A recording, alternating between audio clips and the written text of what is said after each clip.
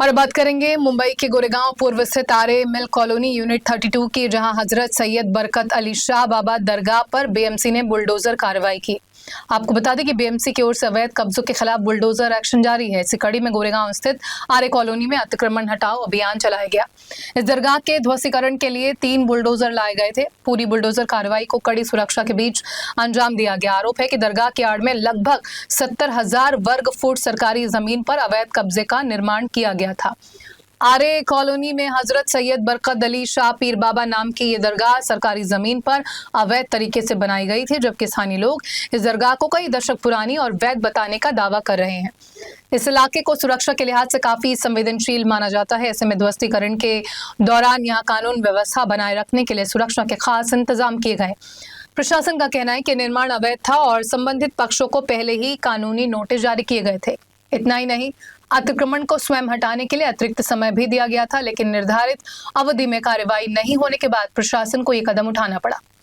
कथित अवैध निर्माण वानखेड़े समेत अन्य 3 लोगों की संस्था द्वारा संचालित किया जा रहा था। कार्रवाई के दौरान किसी भी तरह की अप्रिय घटना से बचने के लिए इलाके में भारी पुलिस बंदोबस्त तैनात किया गया था। मुंबई पुलिस, महानगर पालिका और आरे प्रशासन की मौजूदगी में पूरी कार्रवाई शांतिपूर्ण ढंग से संपन्न हुई। फिलहाल प्रशासन ने स्पष्ट किया है कि अवैध निर्माणों के खिलाफ आगे भी इसी तरह की कार्रवाई जारी रहेगी। आरे कॉलोनी में ये जो शासकीय प्रशासक है वसाहत के, इन्होंने यहाँ एक स्ट्रक्चर बना हुआ था कि जो एक ट्रस्ट बनी थी, एक वानखेड़े करके एक है और उनके साथ 3 और भी ट्रस्टी है। उन्होंने ट्रस्ट बनाकर एक स्ट्रक्चर बनाया था।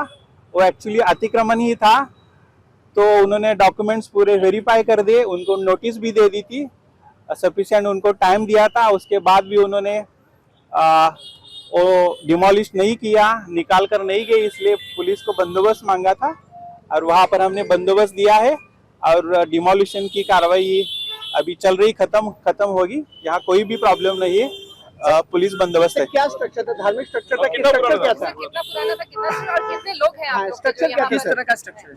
किस तरह के वो स्ट्रक्चर? अपने आर्य प्रशासन के लोग हैं, उन्होंने उसमें स्टडी की है और उस स्टडी के अनुसार वो बता सकेंगे कि कितना पुराना स्ट्रक्चर। लेकिन ये है कि ये शासकीय वसाहत पर अतिक्रमण किया हुआ था, कि जिन लोगों ने किया हुआ था उन लोगों की वो जगह नहीं थी, तो वो ताबे में जगह ले रही है। क्या ये कोई धार्मिक स्ट्रक्चर है?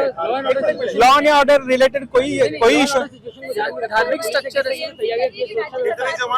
कितने लोग हैं यहाँ पे जो डिमोलिशन का काम कर रहे हैं और आपके डिमोलिशन का काम करने के लिए उनको जो स्ट्रक्चर है उसके अनुसार जितनी व्यवस्था करनी चाहिए उतनी उन्होंने व्यवस्था की है। हमें जो व्यवस्था करनी चाहिए बंदोबस्त के हिसाब से, जो हमें सूचना मिली है उसके अनुसार हमने बंदोबस्त भी यहाँ पर लगाया। स्ट्रक्चर का नाम क्या है? धार्मिक स्ट्रक्चर है? स्ट्रक्चर वो जिन्होंने बनाया है, जो वानखेड़े है और उसमें और 2-3 और भी उसमें सदस्य है, उसमें एक कुछ धार्मिक वाला ही स्ट्रक्चर था।